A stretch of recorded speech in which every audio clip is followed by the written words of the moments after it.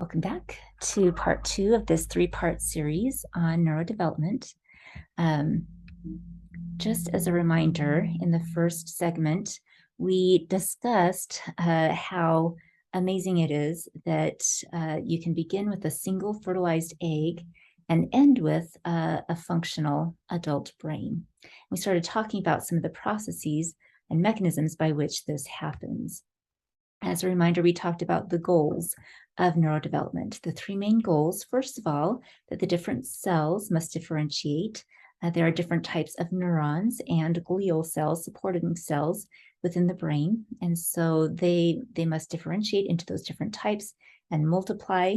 Obviously, there's more than just one neuron in the brain, so there's a lot of division that must occur.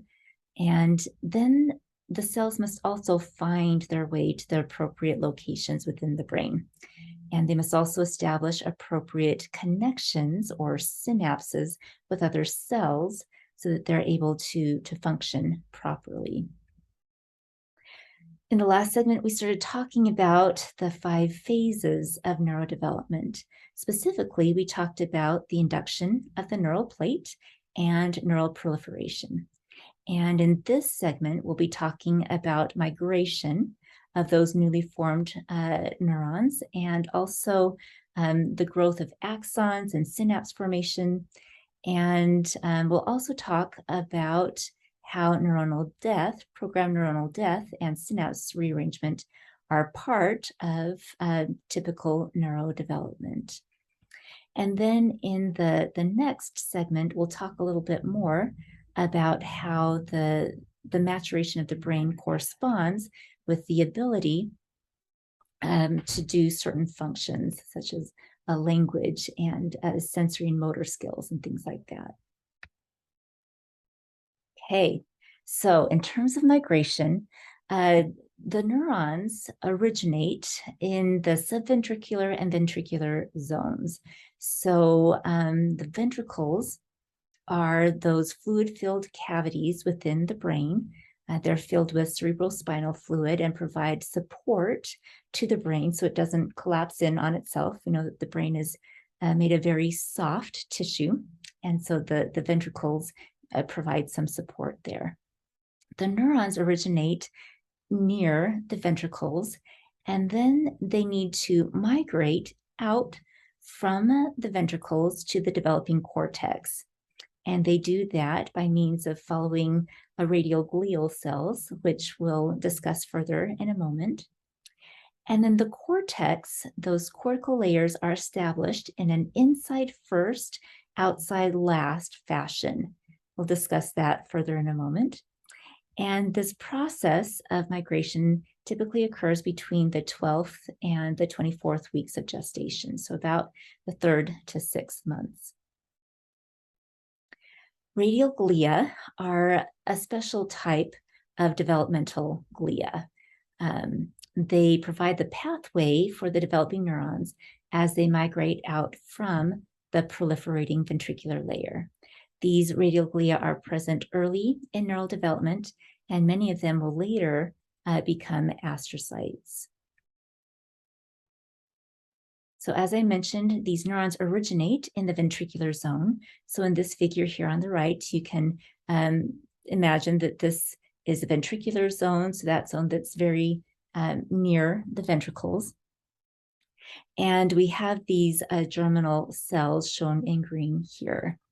Now these neurons climb up these radial fibers, which are shown as these lines extending from the ventricular zone up to the cortical plate here. And so you can see these little neurons climbing up the radial glial fibers past this subplate here. And these neurons then deposit themselves at the outermost layer of the cortical plate. So these climbing neurons will pass the subplate, they'll pass the layers of neurons that were laid down earlier and establish themselves in that outermost layer of the cortex. So this means that layer 6 of the cortex is deposited first, and layer 1, or the outside layer, is deposited last. And that may seem surprising or maybe even counterintuitive, that it would organize itself that way, but that is what we observe. So once these neurons have migrated from the ventricular and subventricular zones to establish the cortex, the axons and dendrites need to form. And they do this first by forming neurites, which we'll talk about in a moment.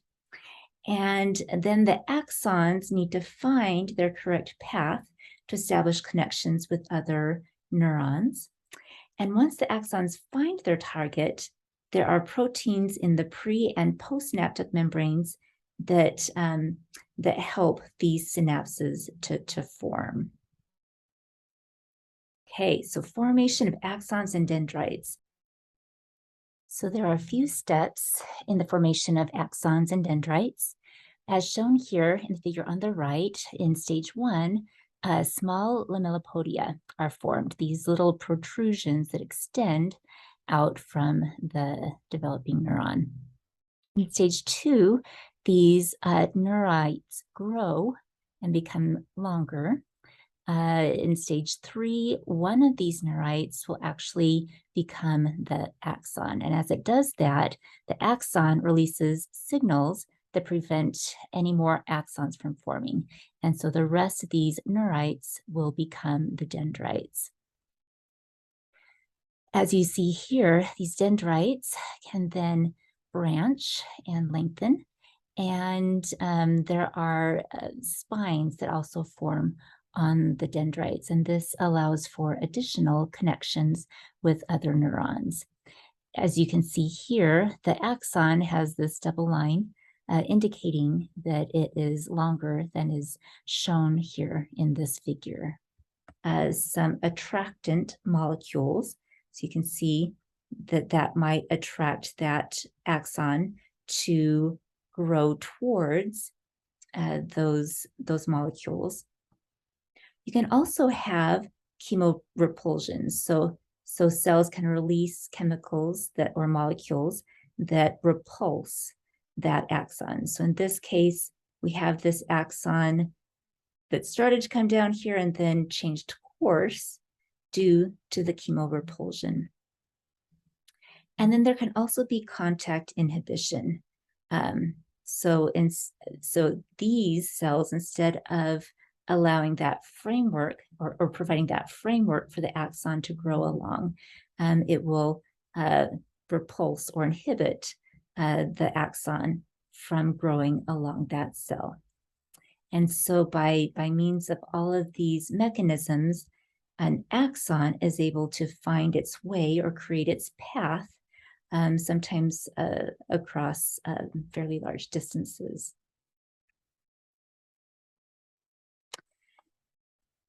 Now, once the axons and the dendrites have formed, they need to form synapses with other neurons.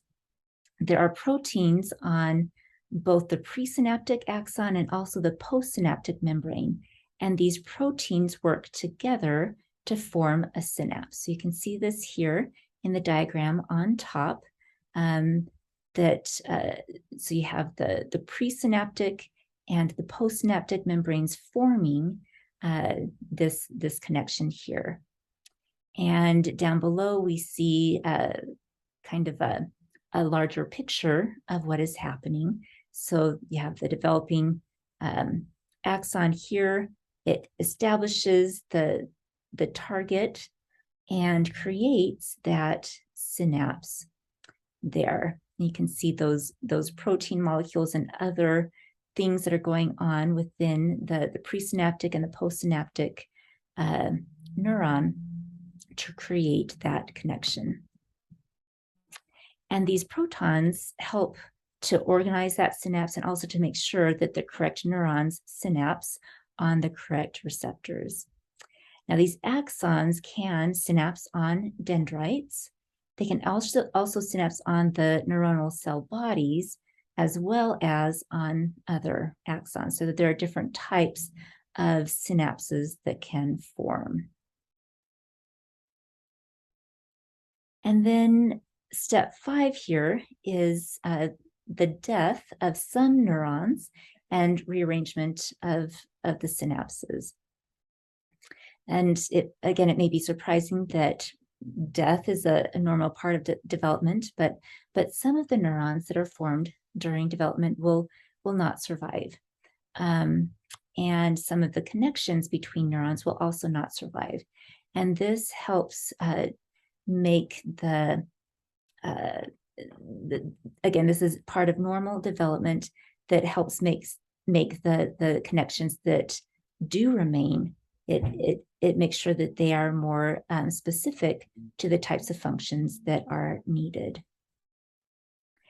Astrocytes and microglia are types of glial cells that help keep useful synapses strong, and they also help to prune away the synapses that are less helpful. Again, synapses are not permanent. There are periods of time during development when the synapses are more susceptible to change. And there are mechanisms such as long-term potentiation and long-term depression that play major roles in synapse rearrangement and learning. And so we'll talk about each of these topics in more detail. Okay, first of all, the role of astrocytes and microglia. There are signals from astrocytes that help to promote the formation of synapses and help to keep those synapses strong. So we see here a drawing of an astrocyte, and here's the neuron. And then we also have these microglia that prune and eliminate synapses that are unnecessary.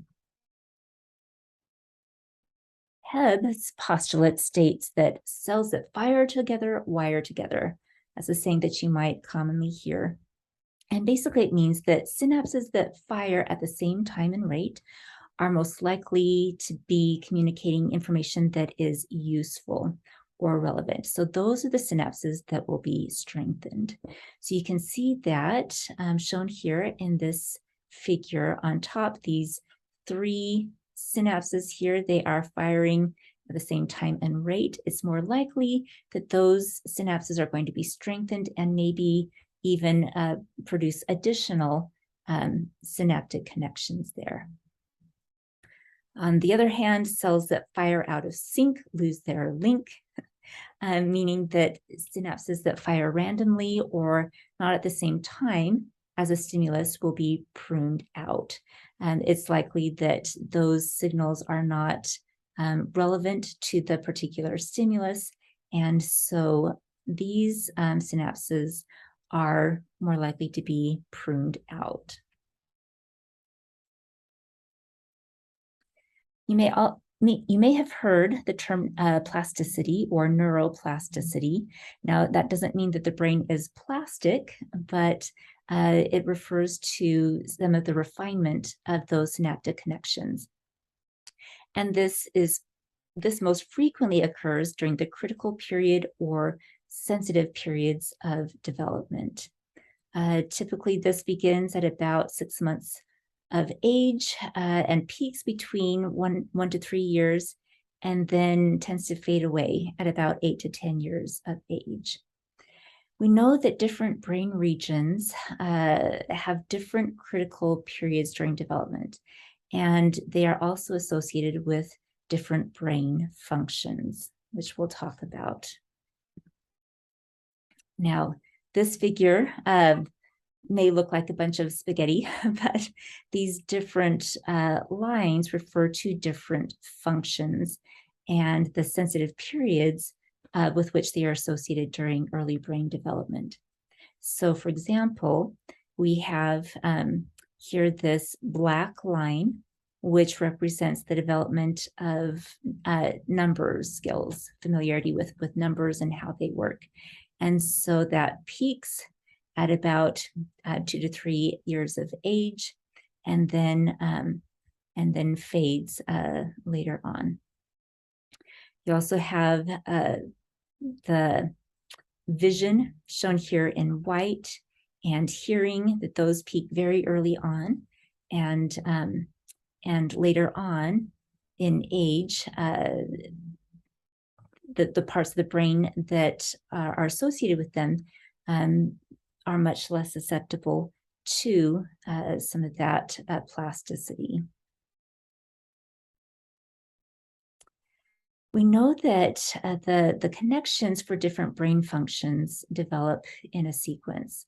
So in the previous slides, you saw that the sensitive periods for hearing and vision occurred early on.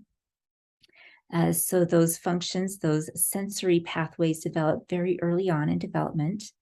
Language develops a little bit later, and some of the higher cognitive functions develop later still. And we will be talking more about that in segment 3 of this neurodevelopment lecture series. This period of critical periods or sensitive periods also corresponds with the time frame during which the brain is growing fairly rapidly. So in the first year or so of life, the brain is growing quite rapidly. And then there enters a period of time where the brain is still growing, but it's not growing as rapidly. And then starting about 6 years of age, the volume of the brain has pretty much stabilized. Even so, there's still a significant amount of rearrangement of the synapses that is occurring after that point. Now, I had mentioned the mechanisms of long-term potentiation and long-term depression. So long-term potentiation is the process by which synapses will be continually strengthened. And long-term potentiation also creates a stronger connection so that that signal between neurons will be strengthened. Long-term depression, on the other hand, is the process that decreases the strength of certain synapses. So those connections will not be as effective. And both long-term potentiation and long-term depression are important mechanisms for synaptic plasticity throughout life. It's not just during the critical period that these mechanisms are in force. So this slide shows the timing of some neurodevelopmental events, some of which we've already talked about. So we talked in the last segment about neurogenesis, the creation of new neurons, and that happens very early on after conception, before birth. So you can see that creation of new neurons fades typically within the first year of life, although there continues to be neurogenesis in certain regions of the brain. You see here in green the creation of glial cells, and then here in purple, synaptogenesis. You can see that even before birth, there is a significant proliferation of these connections between neurons. And that peaks at about 2 years of age, and then synaptogenesis continues, but at a slower rate later on in childhood and early adolescence. You see here in red the onset of some of that synaptic pruning. So in the developing brain, there are more connections formed than are needed. And so some of those synapses are pruned out. So the connections that remained are more relevant to the functions that the brain actually needs to perform. So the synaptic pruning is associated with refinement of those of those connections within the brain at those synapses. So far we've been talking about typical brain development. as it relates to migration and the creation of synapses and the pruning of synapses. But we recognize that in some individuals, that pattern, that typical pattern does not occur. So here, the black line represents the typical pattern for synapse formation, synaptic elimination or synaptic pruning and maintenance over the lifespan.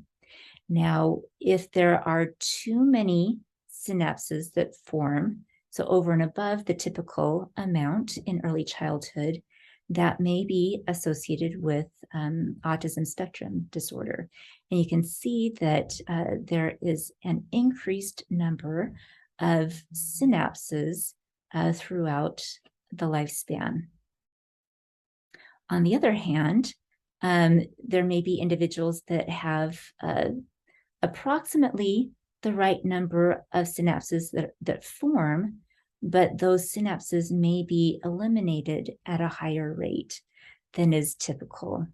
And this may be associated with schizophrenia, so that by early childhood and adolescence, you see a lower number of those synapses than you would expect in typical development. There are also individuals who may show that typical rate of synapse formation, typical rate of synapse elimination, and then especially in older adulthood, there may be a pruning of those synapses, and that can be associated with Alzheimer's dementia. So different patterns that emerge and are associated with different types of disorders. So in Alzheimer's dementia, for example, that's thought to be associated with cognitive decline, although there are other mechanisms taking place in Alzheimer's disease.